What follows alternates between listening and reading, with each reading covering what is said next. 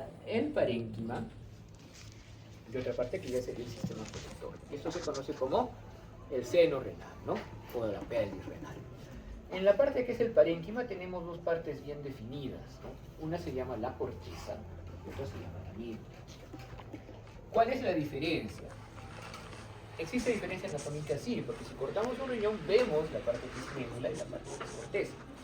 Existe diferencia fisiológica, sí, porque generalmente en la corteza tenemos glomérulos, mientras tanto en la médula no lo hay, ¿no? Es más de todo de túbulos. Y obviamente existe diferencia funcional, porque aquí solo se modifica un poco la orina y el filtrado ocurre en esta zona.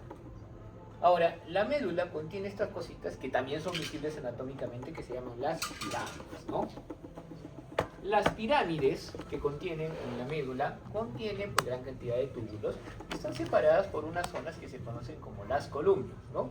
Las columnas de Verdi, las cuales también son visibles anatómicamente.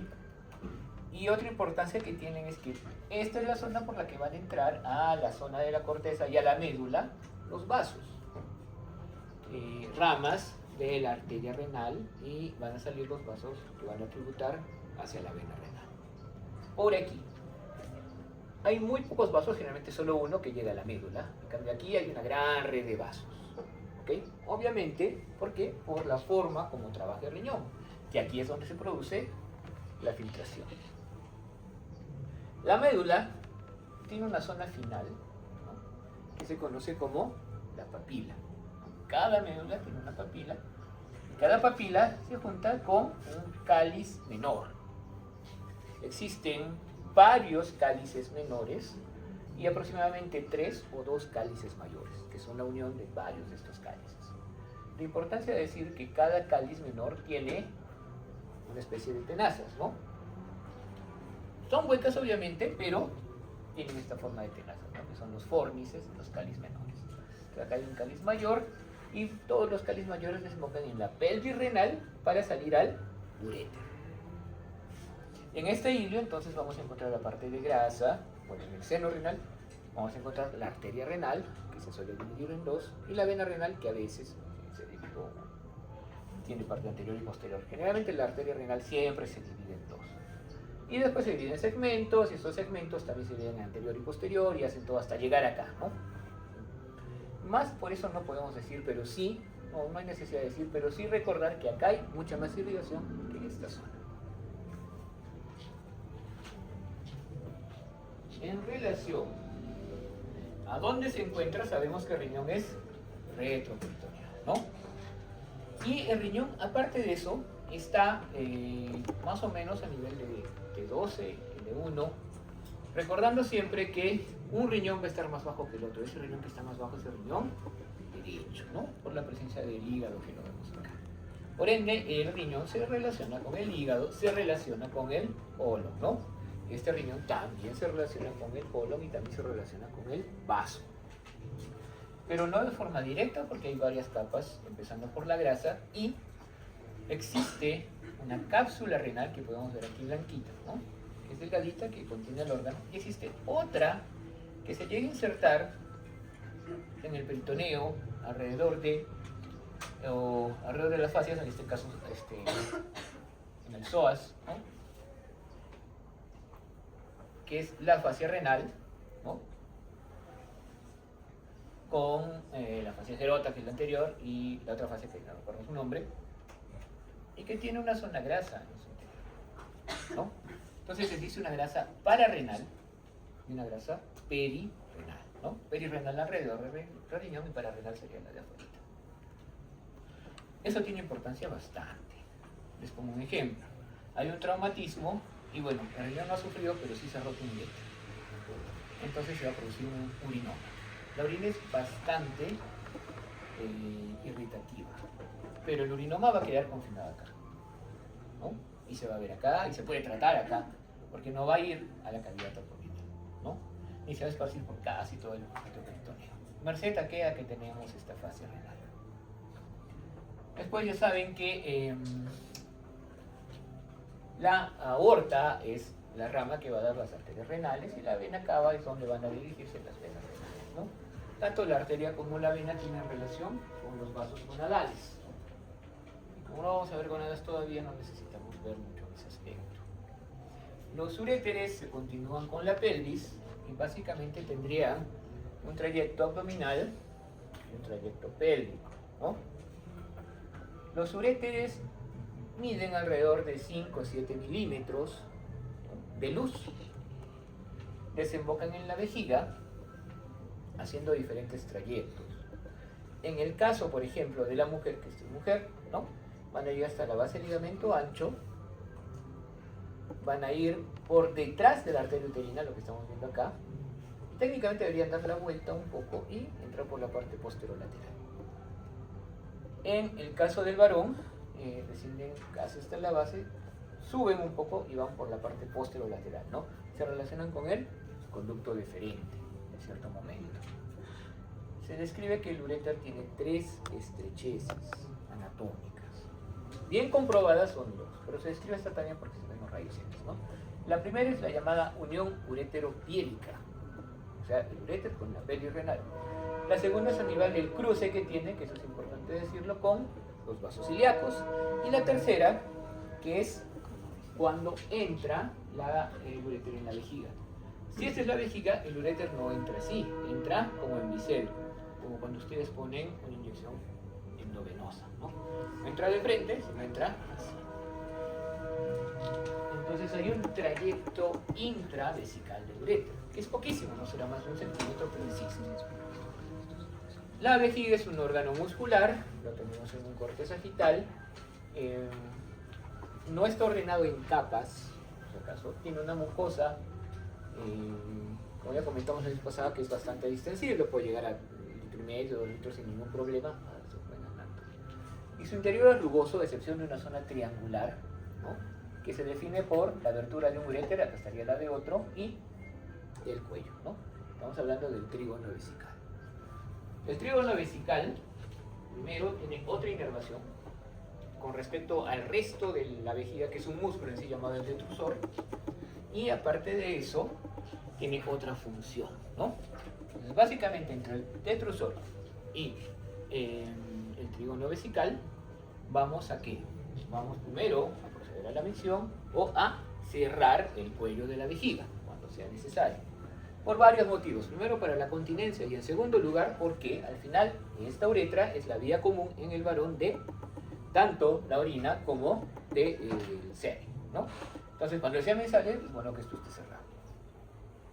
La vejiga, entonces, tiene el trígono vesical, tiene los 2 orificios ureterales y tiene un cuello vesical. Por ende, se continúa con la próstata que vemos aquí, ¿no? Que es un órgano como una nuez, con una base que está pegada a la vejiga y con un ápex en la parte inferior. La próstata tradicionalmente tiene el lóbulo anterior, posterior, laterales y el lóbulo medio, pero actualmente se prefiere describirla como la zona del estroma anterior, la zona posterior, la zona central y la zona de transición, ¿ya? Siendo la zona de transición la que está básicamente más cerca a la uretra, que la uretra pasa por el medio de la próstata. La próstata tiene como misión dar líquido prostático. El licor prostático aumenta el volumen del semen, pero también en la uretra prostática es donde desemboca los conductos deferentes, que ya no se llaman así, sino conductos eyaculadores, ¿no? Antes de desembocar, hacen un aumento de diámetro, mejor dicho, que es la ampolla del conducto deferente, y justo antes existe un divertículo, que es este, que mide unos 4 o 5 centímetros, como una orejita grande, que se llama la vesícula cívica, ¿no? Y de ahí aparece el conducto eyaculador que llega acá, a la uretra prostática, ¿no? Obviamente el número de lomo. Existe también arriba otro conducto llamado el utrículo, ¿no? O útero macho, que es un conducto básicamente ciego, va a llegar a una zona aquí.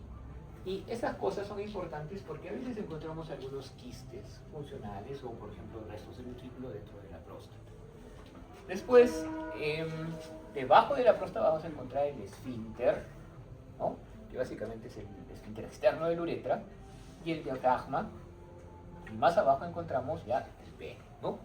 La uretra entonces tiene 3 porciones para el varón: la prostática, la membranosa y la peniana o esponjosa, porque el pene está conformado por los cuerpos cavernosos y el cuerpo esponjoso, ¿no?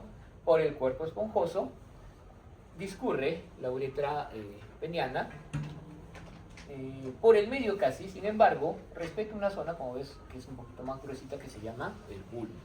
El bulbo también tiene importancia, así como la tenía la próstata, justamente por el tema de que por ahí van a pasar los nervios, los pelos, ¿no? Que al final van a entrar a los cuerpos cavernosos.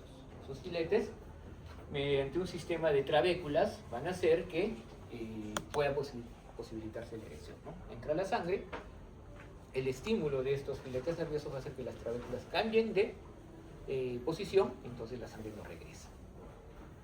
Y el cuerpo cavernoso termina aquí. El cuerpo esponjoso más bien llega hasta una zona que se dilata, que se conoce como glande, y la misma uretra se dilata un poquito, constituye la fosa navicular para tener una enfermedad urinaria.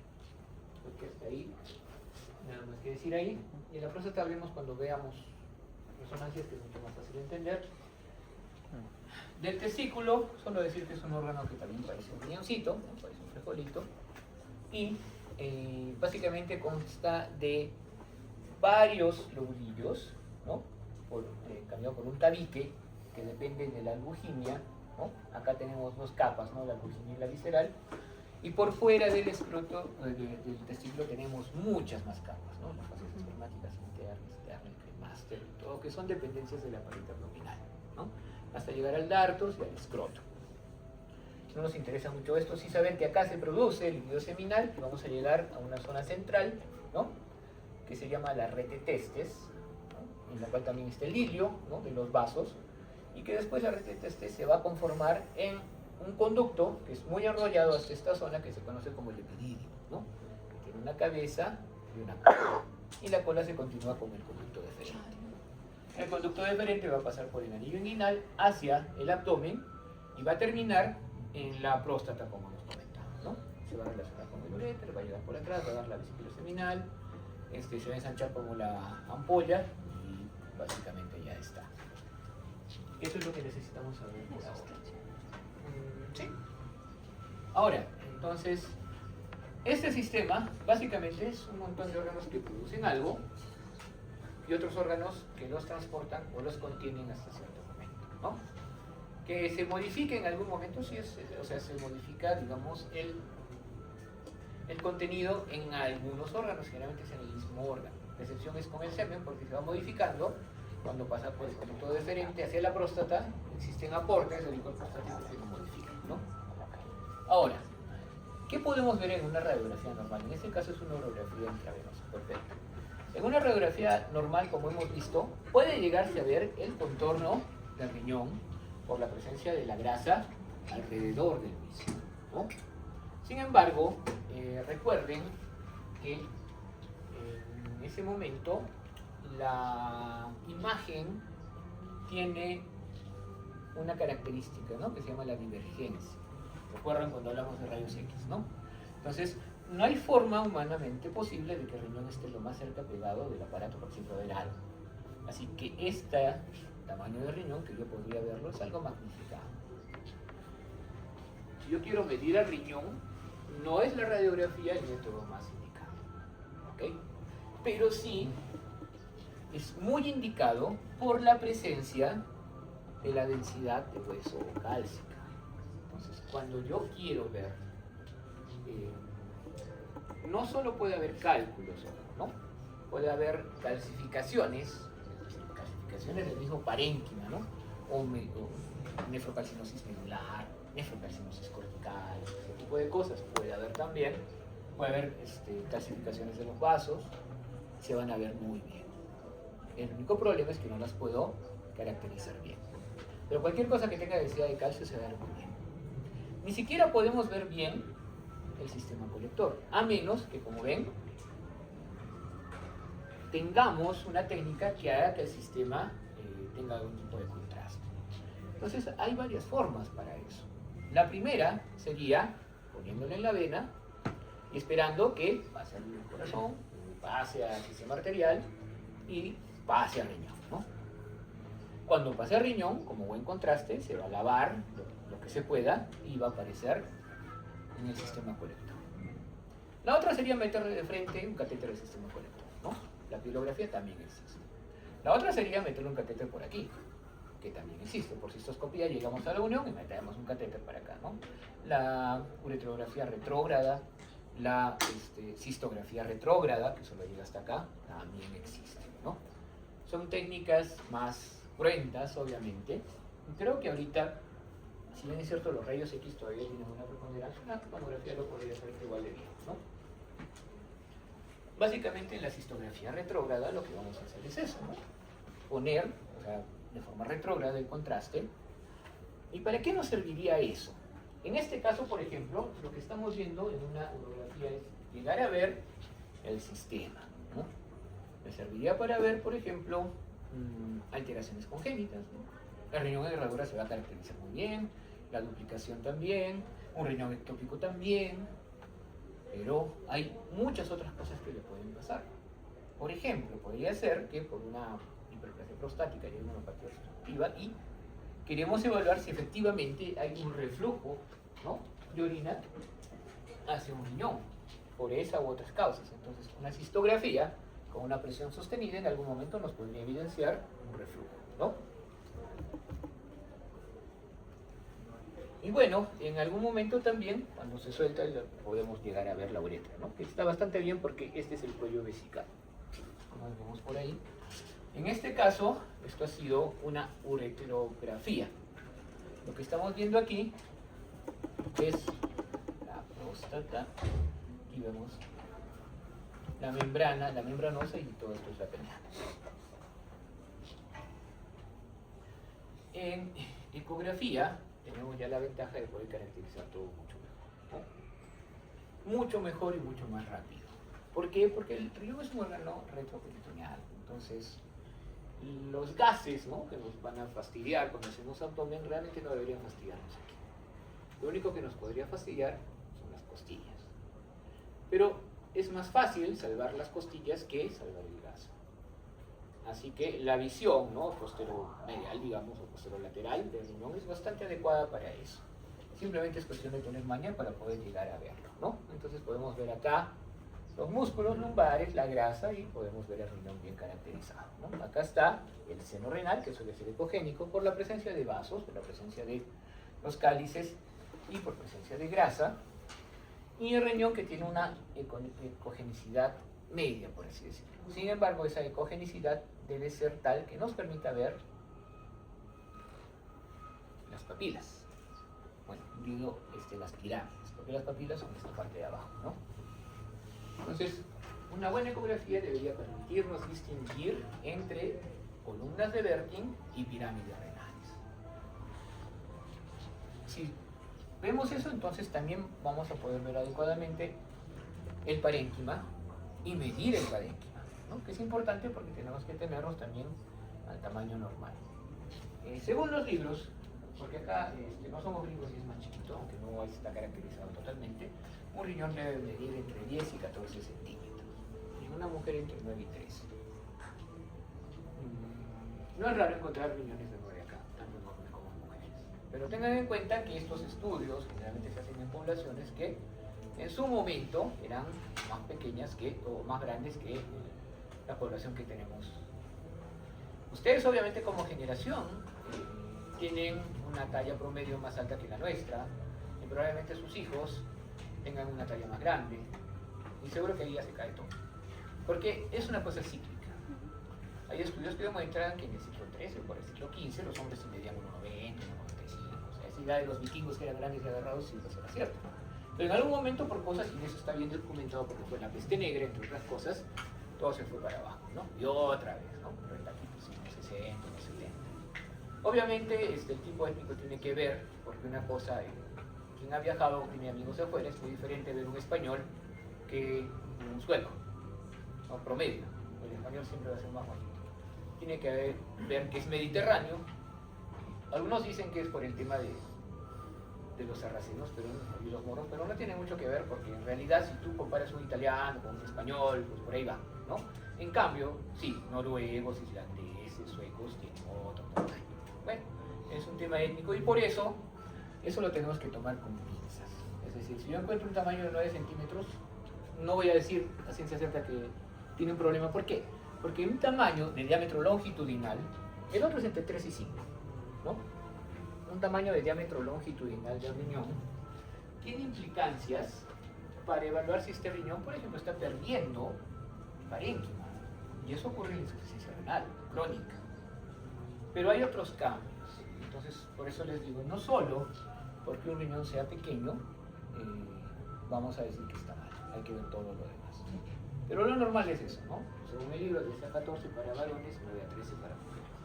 ¿Qué otra cosa más? La relación, que debe ser 1, ¿no? 2, o sea, acá 1/3 y acá 2/3 de parénquima contra seno renal. Si esa relación es menor, o sea, si esto no es un tercio del total, pues no, claro. Por ejemplo, si mide 40, 45 milímetros, ¿no? Este diámetro anteroposterior, y mi corteza mide 15, está bien, ¿no? Si midiera 18, está bien. Si midiera 25, ya ahí me preocupa, ¿ya? Hay algún tipo de edema o no. Y si midiera 8, también me preocupa mucho. Es chiquito. Ajá. Riñones chiquitos a veces se relacionan a otras cosas, pero como les digo, tomamos con pinzas. Yo sé que un riñón de 9 milímetros, de 9 centímetros, hay que tomarlo con pinzas, pero un riñón de 6 no.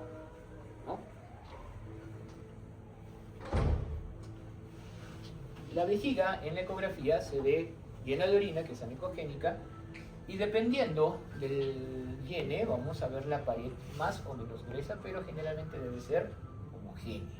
¿Okay?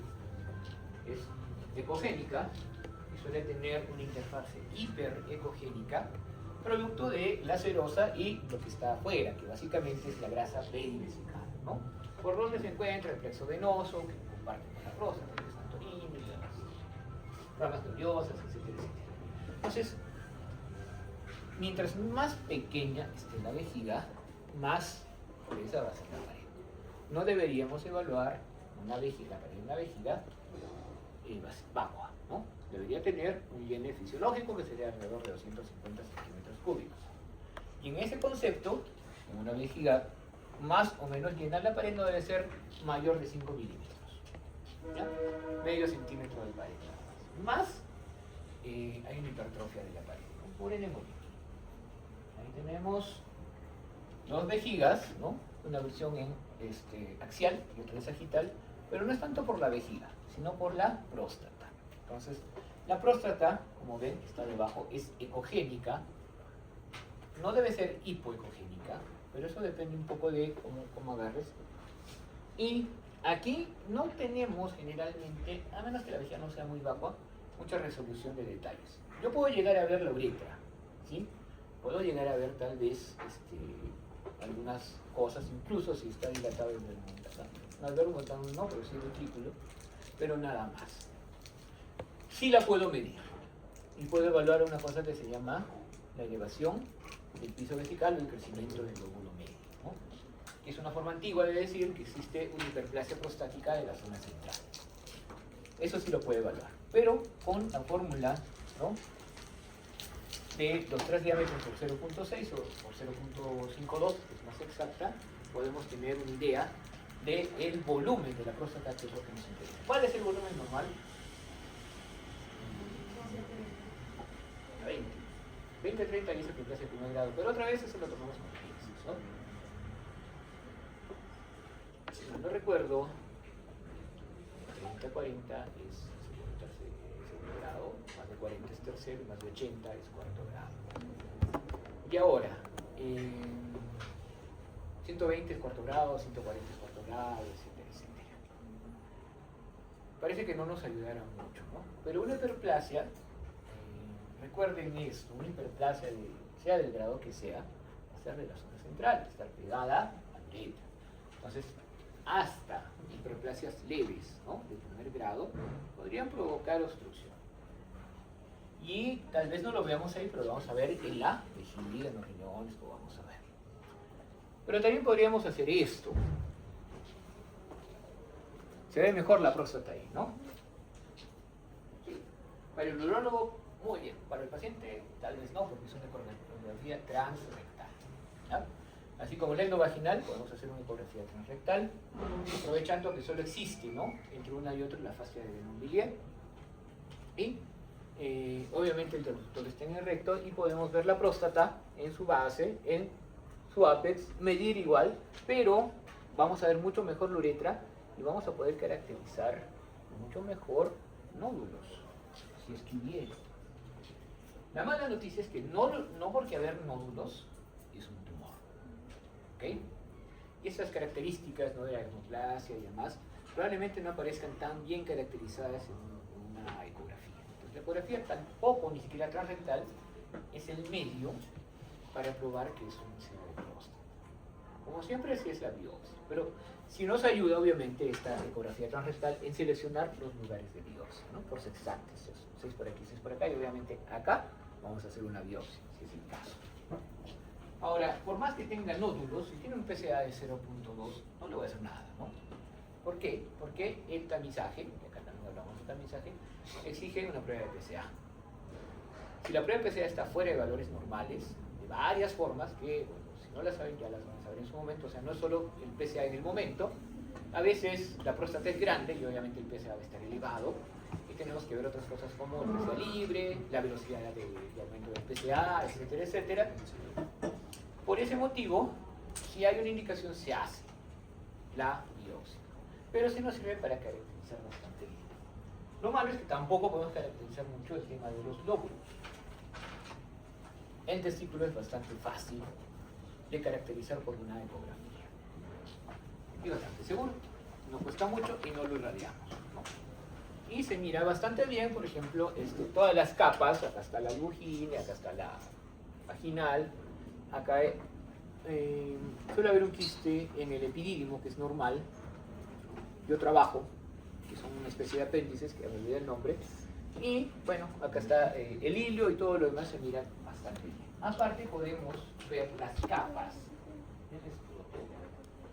Y en caso de que haya un aumento, ¿no?, de volumen por edema, podríamos verlo. También en caso de que haya un aumento del flujo, podríamos verlo. Y no solo con Doppler, ¿no?, sino que van a engrosarse las venitas que están por ahí, alrededor del conducto inguinal existe este plexo, ¿no?, posterior, que es el plexo campaniforme, que es un montón de venas que están dando. Y podemos, aparte de la clínica, que es bastante efectiva en eso, con una ecografía evidenciar que están engrosadas, ¿no?, las varices esofágicas.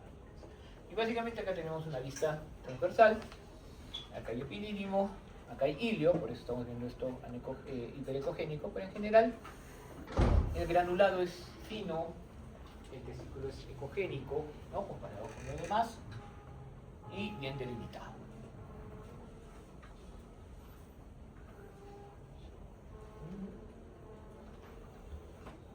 Si hablamos de tomografía, vamos a enfocarnos bastante en el riñón, ¿no?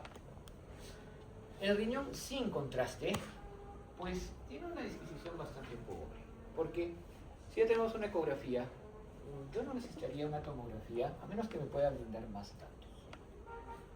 El contraste, generalmente cuando se pone en protocolo, es decir, una función continua de tanto, ¿no?, que les contaba más o menos 0.5 a 1 centímetro por kilo en un minuto, tenemos algunas fases que vienen dadas por la fisiología renal. Estas fases son la fase arterial, cuando empieza la córtico-medular, la nefrográfica y la hidrográfica, que creo que se explican solas, ¿no? En la fase arterial, pues, está pasando el contraste hacia las arterias, porque en la urografía intravenosa, igual por tomografía, pues se va a elegir una vena, generalmente es la vena del brazo, para el contraste, ¿no? Entonces tiene que llegar hasta el corazón, hacer el paso y demás.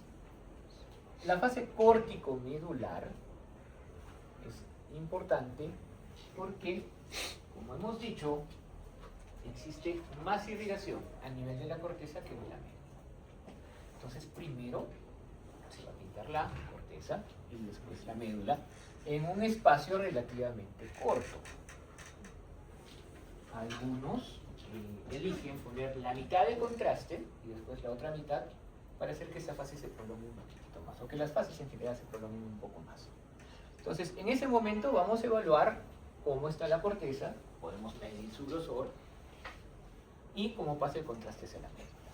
Y en la fase nefrográfica vamos ya tener una distribución en todo el parénquima renal.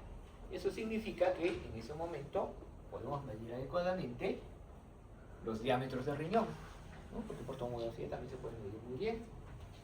Pero aparte podemos ver algo que provoque defectos de llenado o avidez. ¿A qué me refiero con avidez? Que en un lugar donde haya, por algún motivo, más irrigación, probablemente, se define y se llene antes, ¿no? Hablando de tumores. Y después tenemos la fase urográfica, ¿no? Alrededor de los 180 segundos o más, en la cual ya el riñón ha vaciado la mayor parte de contraste al sistema colector y nos va a pintar tanto la pelvis como los uréteres y demás. Y de ahí, esa fase urográfica va a tener diferentes momentos. Por eso, cuando se hace rayos X, generalmente se hacen 3 o 4 cada 7 minutos, 8 minutos series, ¿no? De placas para ver en media hora, generalmente, cómo está comportándose el sistema colector. ¿Y para qué nos sirve eso? Sí, tiene sus... Miren, por ejemplo, aquí. La silueta renal, si se mira, y vemos un calculito. Esto es de inicio, esta es una técnica mixta que utiliza tanto placa como urografía intravenosa. El cálculo se mira. Cuando yo le pongo contraste no se va a mirar. Por eso toda la urografía va a empezar o con una placa normal o con una tomografía sin contraste, ¿no? ¿Qué más puedo ver aquí bastante bien? Esto, que ya les comenté que era. ¿Qué es esto? La silueta del psoas.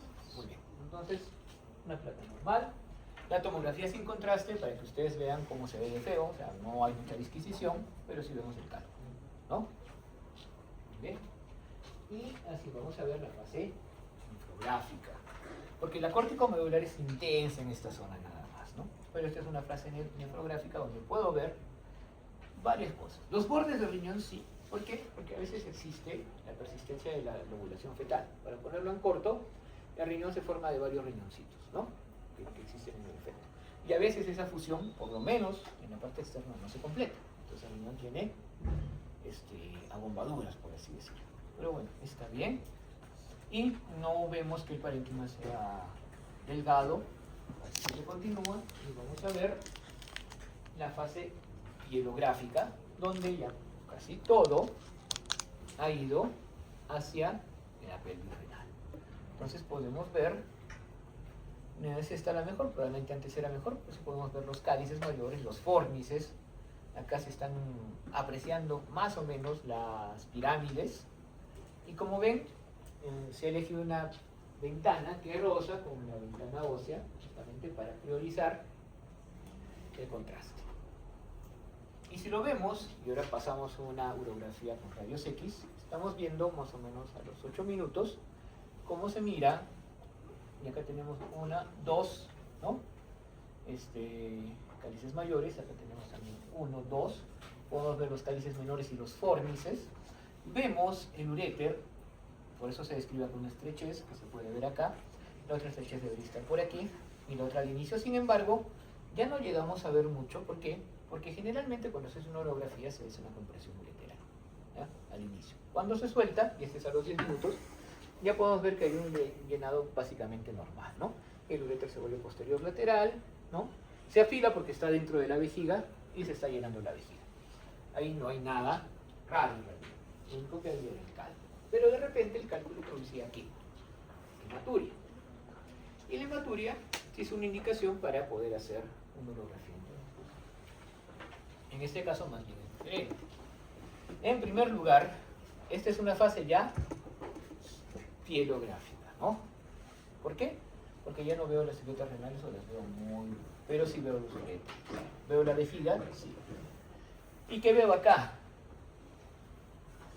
Los dos riñones deberían tener un comportamiento similar, ¿ok? Y acá vemos que este riñón, digamos, ya cumplió su trabajo y este no.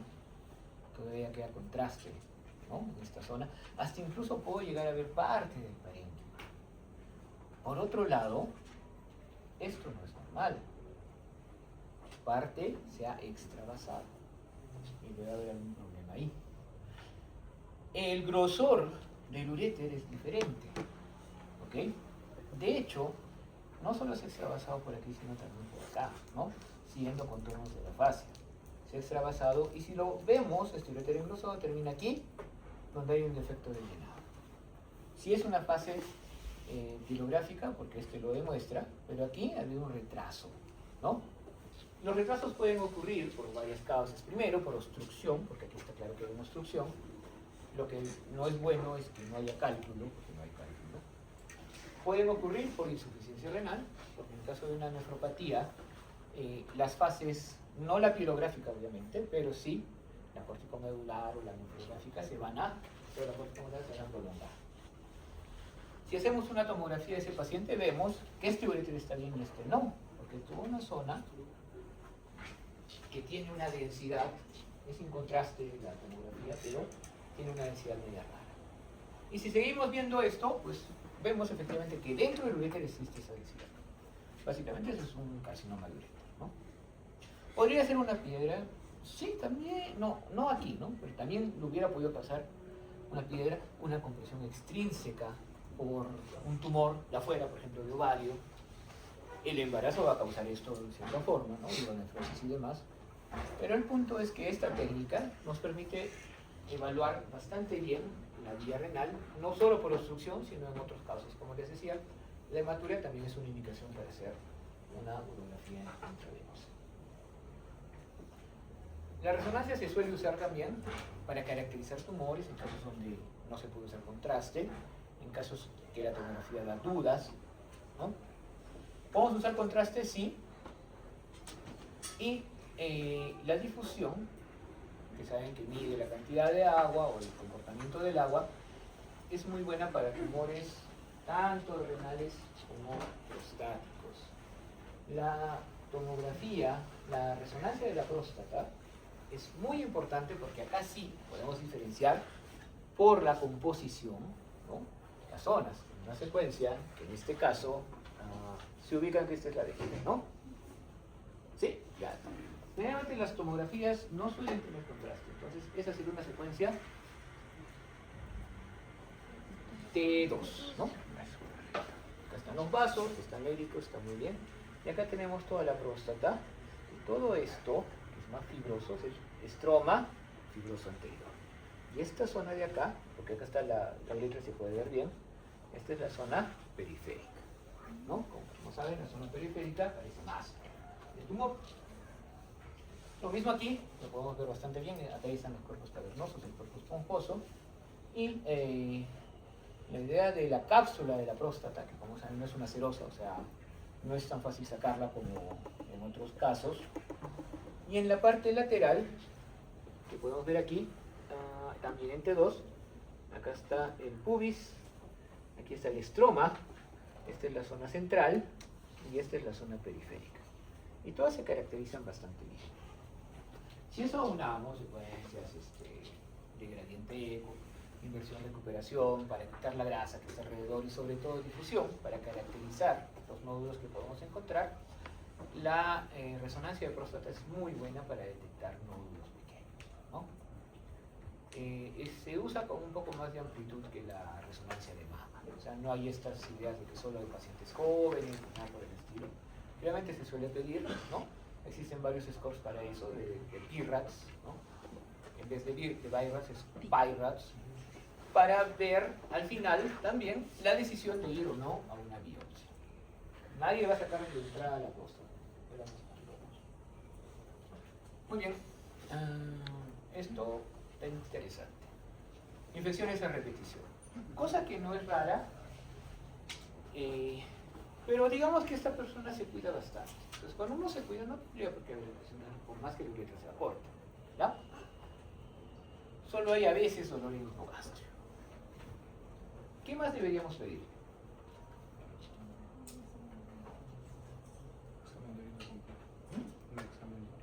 Ya está. En este momento sí tiene infección, ¿no? Y nos vuelve a repetir, ¿no? Digamos que estamos mayo, es la quinta vez que pasa. Una por vez. Perfecto. Sí.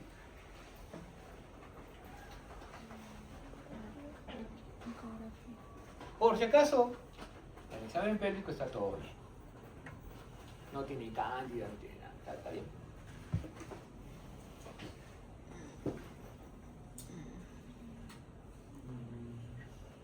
En un varón y una mujer, bueno, si son funciones de repetición hay que caracterizar la vía urinaria, el sistema colector y la vejiga. Entonces, obviamente una ecografía lo puede hacer, pero si nos enfocamos más en el sistema colector sería una urografía, ¿no?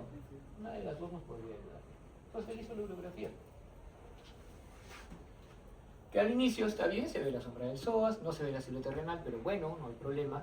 Se describe que en las urografías deberíamos de preparar, ¿no?, el intestino, pero no con enemas, porque los enemas pueden hidratar y hidratar es contraproducente.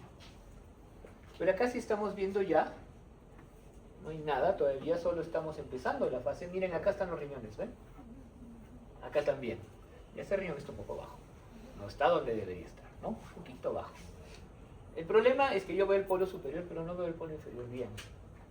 Y si nosotros nos atenemos a ver en esta fase nefrogénica, el borde viene por aquí.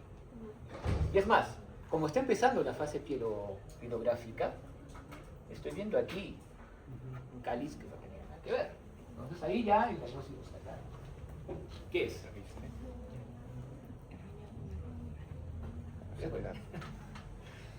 Riñón en herradura. Muy bien, simplemente porque los riñones no se enviaron lo suficiente, y como estaban pegaditos, dijeron, vamos a vivir así forever and ever y se juntaron. No es lo más común, ¿no? Lo más común es simplemente que hay un descenso de un riñón, que es anterior, que no hay una rotación, pero yo llevo a visto unos 5 o 6 riñones en realidad, entonces no es raro. Ahora, si yo me dedico a verlo en la ecografía va a ser más complicado. La única forma en que yo hubiese podido verlo hubiera sido que se me hubiese prendido el foco, porque el riñón no estaba donde debe, y eso siempre debería pasar. Y me dediqué a ver, esto que ven acá es el cuerpo vertebral, ¿no? Estamos en un examen axial, esto es la aorta, y estamos viendo aquí los dos riñones, de esa forma. Esta imagen de forma normal no debe existir para nada. Ajá. Y subimos y encontramos que están los riñones arriba, entonces eso ya nos da el diagnóstico. Una imagen completa, a menos que tengamos ecografía 3D, pues obviamente no la vamos a ver. Y también lo podemos ver obviamente en una tomografía, ¿no? Como podemos ver aquí, ¿no? Y acá está claro que los riñones no se han rotado lo suficiente, tanto en la imagen coronal como en la axial. ¿Ya? Entonces, las tres formas hacen una resonancia, obviamente lo vamos a ver, pero ahí ya no me interesa tanto, ¿no? Muchos detalles. Ya sé que hay un riñón en herradura, hay que ver la función renal, y ojalá le vaya bien, que a muchos les va bien, ¿no?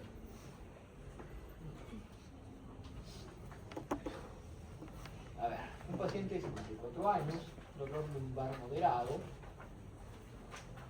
con episodios que ha tenido antes también. ¿Ven la imagen? ¿Qué ven? Vamos a intentar. Voy a pintar más o menos la parte que corresponde a la pelvis. ¿Ya? ¿La han visto? No está, pareciera estar un poco engrosado, pero en realidad yo lo diría que es normal. ¿Ok? Lo único que al parecer tiene, y deberíamos buscarlo bien, es esto. Aquí hay parénquima, aquí hay una duplicación del sistema pielocalicial, ¿no? Que puede ser parcial o puede ser total. Yo no podría ver eso bien acá. Debería ir una urografía para caracterizar eso bien. Pero no es solo eso. Se supone que acá, miren, por ejemplo, voy a poner acá una de las pirámides, ¿sí? Esa es una pirámide de San Miguel. ¿Y esto qué es? ¿Y esto qué es? Y esto de acá. Entonces, esos son quistes. ¿Ok? Entonces, 54 años tiene 1, 2, 3, 4, 5, 6, 7 más quistes. Sí. De acuerdo a criterios, que ahorita no revisaremos, pero de acuerdo al número de quistes y la edad, vamos a clasificarlo como una poliquistosis renal, ¿no? Que probablemente sea autosómica dominante. Sería cuestión de verle el hígado, y ahí sí se sirve el diagnóstico, pero de lo lindo, porque ese es el hígado, ¿ya? No hay dilatación de las vías biliares porque nunca se va a ver como quistes, y hay un montón de quistes. Quistes en hígado, quistes renales, más gran número de quistes, es una enfermedad poliquística, ¿no? Ahora, ¿cuál es el problema? Que tarde o temprano van a ir a la insuficiencia.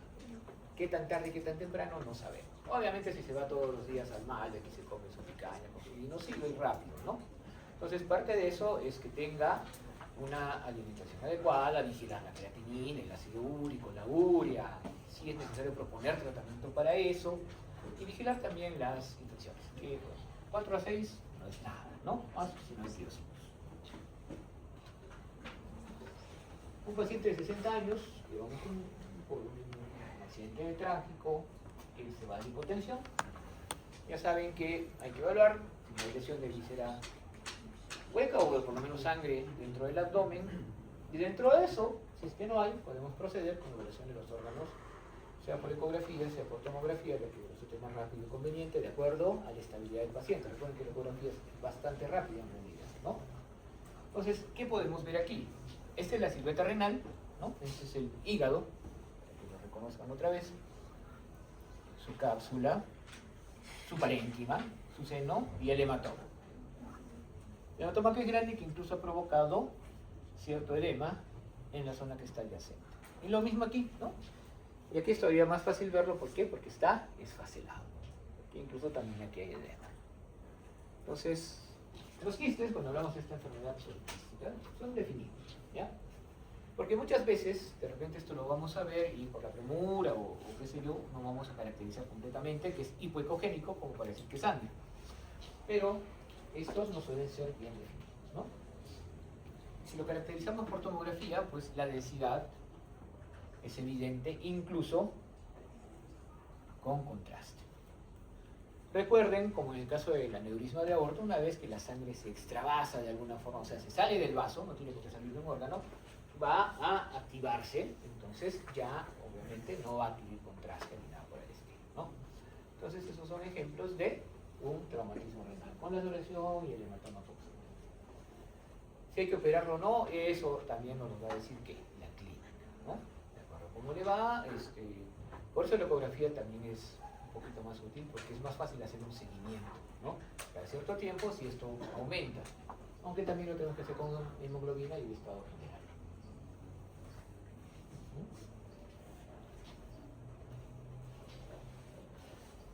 Y lo mismo tenemos acá, pero esto es un hematoma perirenal, ¿okay? Que tampoco debería existir, porque si se dan cuenta el hígado está bien.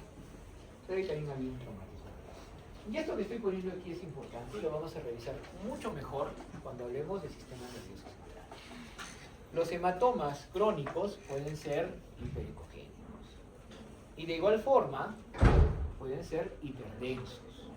Por tanto, más bien, la resonancia es diferente porque como tienen hierro, la hemosiderina va a provocar otro tipo de señal, ¿no?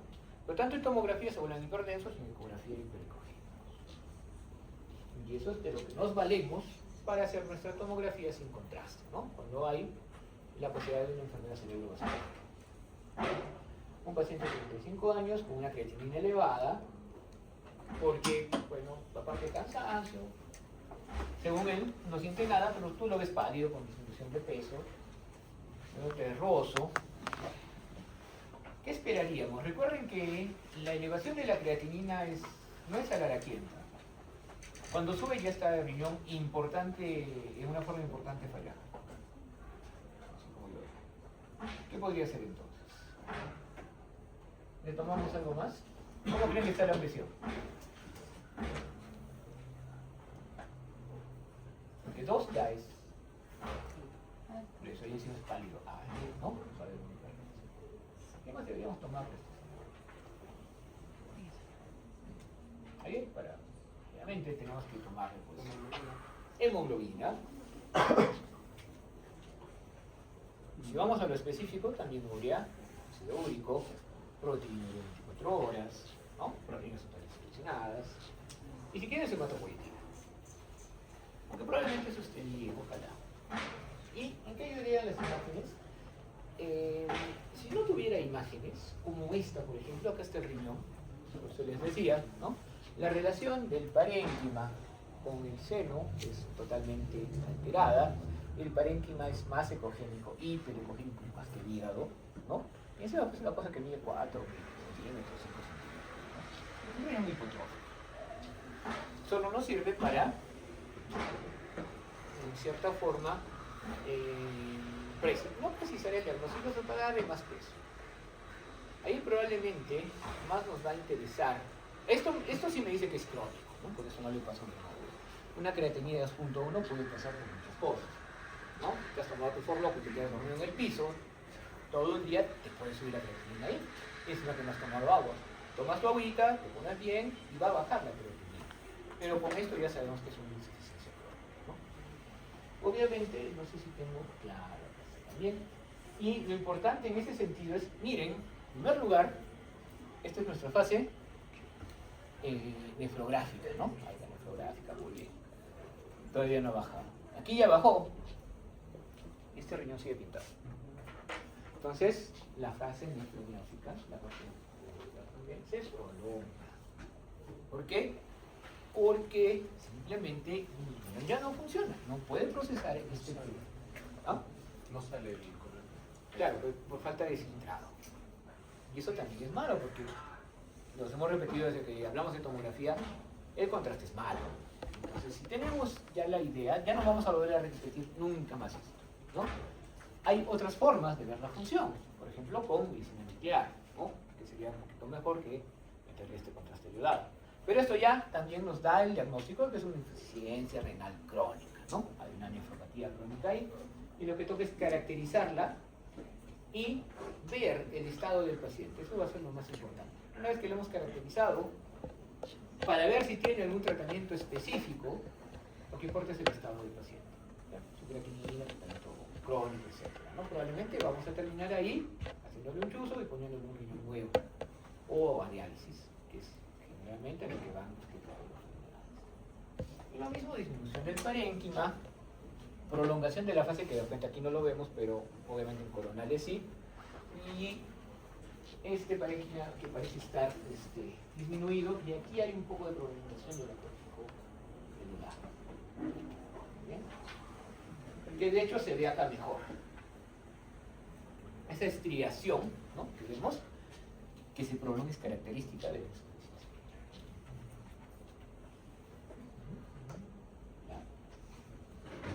Un paciente de 70 años con estudio frecuente, hemoglobina de 9, probablemente tiene nefropatía, tiene hipertensión, PCA3 que es algo elevado, pero no para decir, pucha, debe tener un tumor. Pero hay que ver todo, ¿no?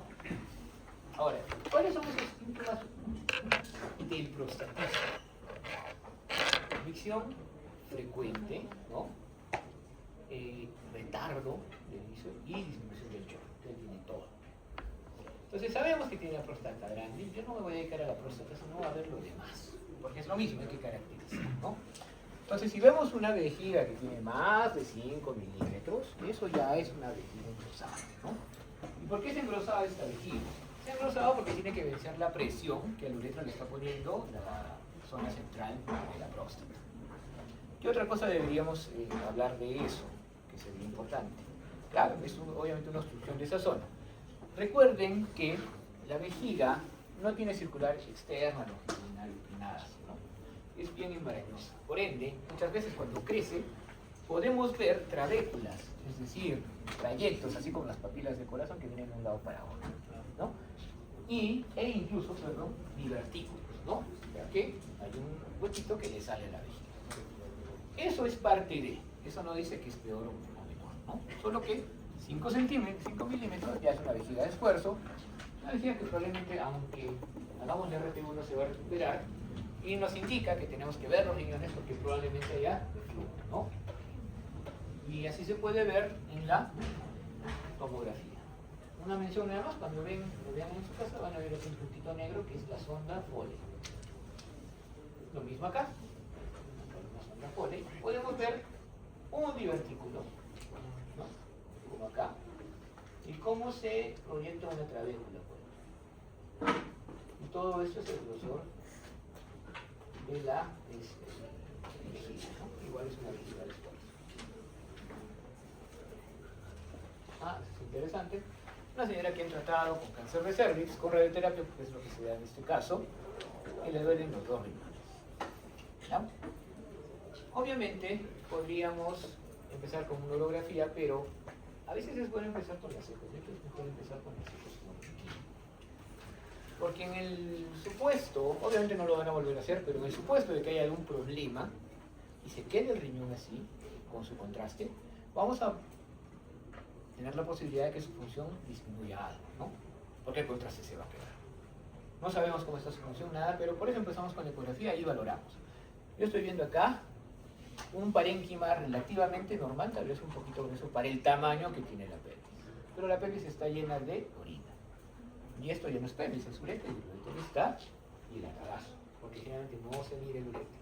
Entonces eso es urétero hidronefrosis, ¿no? Y si lo vemos, igual. Ojo, o sea, si es pequeñito está para afuera, recuerden que la pelvis renal puede estar un poco salida, ¿no? Puede haber una ectopia de la pelvis izquierda, pero esto obviamente no es ectopia. Eso es tremendo, tremendo hidronefrosis. Increíblemente el parénquima está algo conservado. Entonces, ya hemos dicho lo que se mira. Bueno, esa es la sociedad de urología fetal, pero podemos clasificarlo así, ¿no? Hasta el grado 4. Siendo el 4 el momento en el cual hay adelgazamiento del parénquima, ¿ya? En el grado 3 no hay adelgazamiento, pero sí estamos tomando hasta los cálices menores, ¿no? A diferencia del 2. Generalmente, ecográficamente, se suele hablar solo de grado 1, 2 y 3, ¿no? Siendo el tercero que tiene disminución del parénquima. Pero nosotros vamos a hablar así. A ver, un paciente con hematuria, que es una indicación de hidrografía, pero también una indicación de imagen de todas maneras. Creatinina baja, hemoglobina está baja, y duele, ¿no? Perfusión lumbar positiva de hecho. Y en fase, o bueno, con contraste, estamos viendo que el parénquima está reemplazado por una imagen heterogénea, y acá podemos caracterizar que está en el polo superior, ¿no? Entre otras cosas que deberíamos ver ahí, por ejemplo, si sé que sí lo hace, proyecta hacia la vena renal, ¿no? Teniendo trombosis en la vena renal. Y sí, que también lo hace, al parecer se proyecta hacia la fascia. Pero lo importante es reconocer esto, ¿no? Imagen heterogénea, obviamente eso debe ser un carcinoma renal, ¿no? Que se puede ver igual de bien en una ecografía. No hay problema por eso. Tumores de la vejiga, también por ser el medio que es, son bien caracterizados, ¿no? Y acá podemos decir es un pólipo, pero es demasiado grande, o sea, esto sí se tiene que operar. Sí. Sin embargo, no se opera, ¿no? Pero se hace una cistoscopía, se ve lo que es y se puede proponer algún tratamiento. Porque igual, la idea de operar, estamos viendo que incluso hay doppler alrededor de la pared, o sea que va a haber infiltración. La idea de operar una vejiga es ¿qué le queda después? Generalmente se utilizan como vejigas, ¿no? Un pedazo de helio, se hace bonito, se le pone, pero no se pone hacia el uretra, no se puede. Deja una iliostomía o una neocistostomía para hacer un huequito para afuera. Bravo, ¿no? Por eso, si no se puede, si no se opera, si puede evitar operar, no lo opera. El pronóstico de cáncer de vejiga no es bueno, a menos que sea grado 1. Entonces hay que valorar qué tanto le va a ayudar a hacerle todo eso en su vida, en su calidad de vida y en la vida que le queda. Porque muchas veces a pesar de eso va a volver a aparecer, ¿no? Entonces si decide por no operar, se puede operar una parte, pero eso pasa primero por radioterapia, ¿no? Baja, se lo opera y ya está. Por eso es bueno caracterizar. Y no sirve tanto la tomografía como la radiografía, y podemos ver también cómo se ve el tumor en la tomografía, ¿no?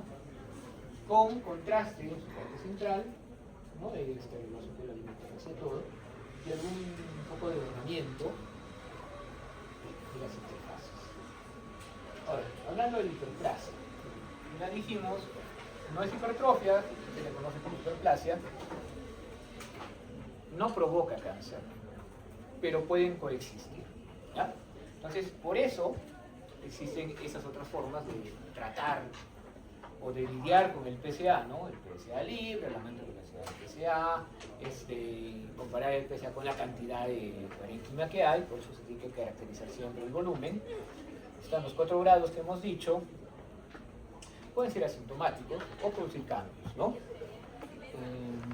La urografía intravenosa también nos puede dar una elevación del piso vesical, en la ecografía se ve todo, y siempre es importante medir volumen postluxional, que debería ser siempre menor de 30, ¿no? O menor del 5% de lo que tenía al inicio. Pero no es definitorio, ¿no? A veces está ese volumen aumentado, pero no hay nada.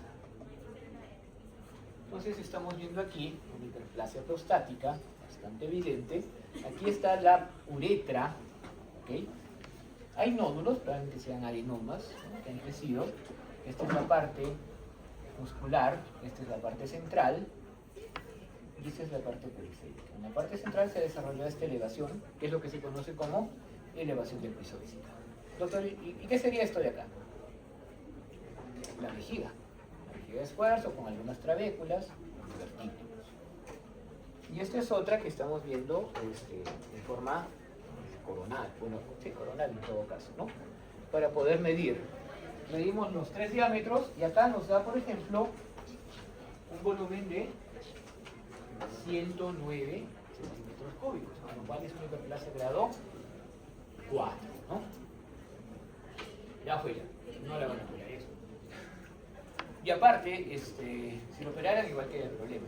Lo que se hace es tratar de, o sea, sí se puede operar, pero no le vamos a quitar todo. ¿Qué se hace? Se entra por la uretra, se trata de sacar la zona central, ¿no? Una RTU, y probablemente sí se quede con sonda.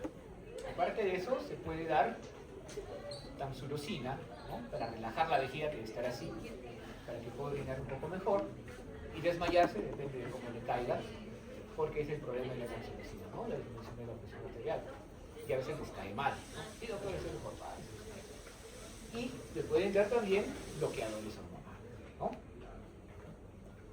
Bien, y así lo podemos ver también en una tomografía, ¿no? Como acá.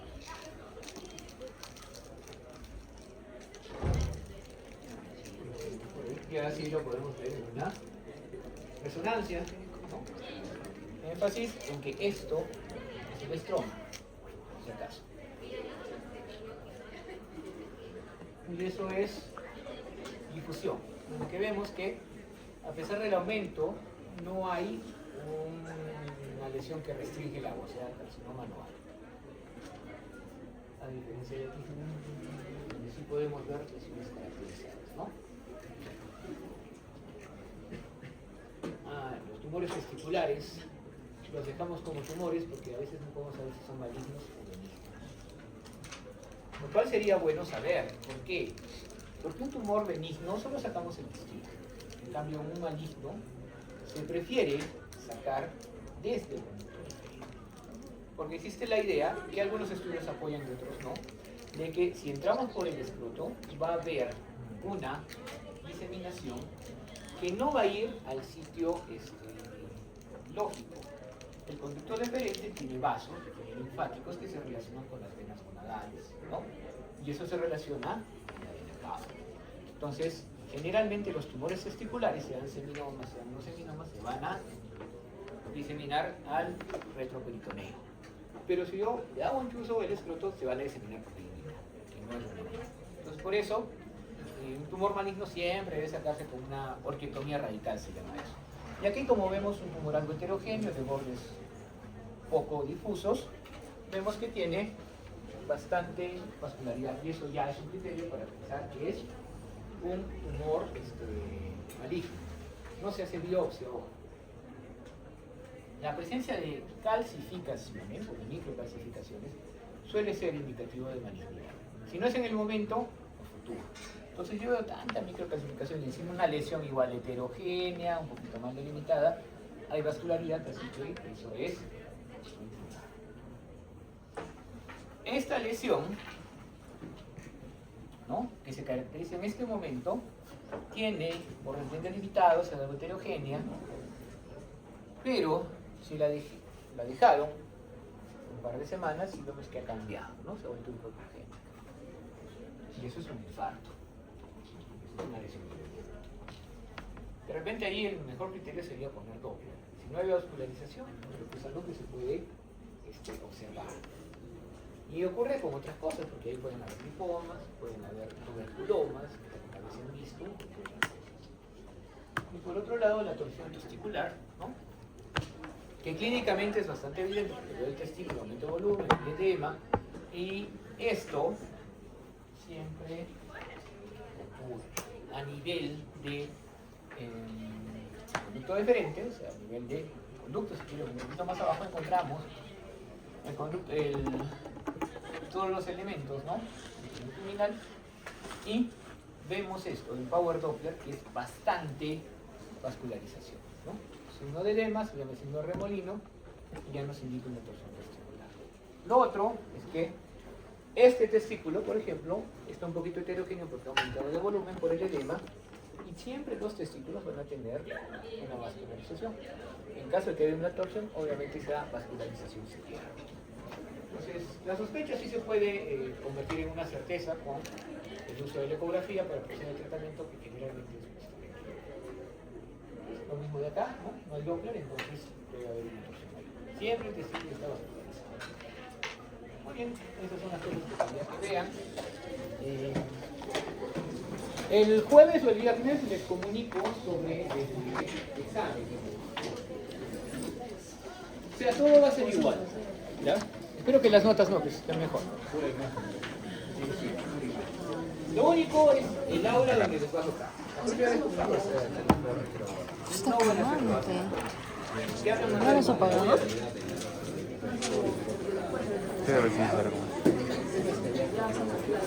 No creo. Apágala.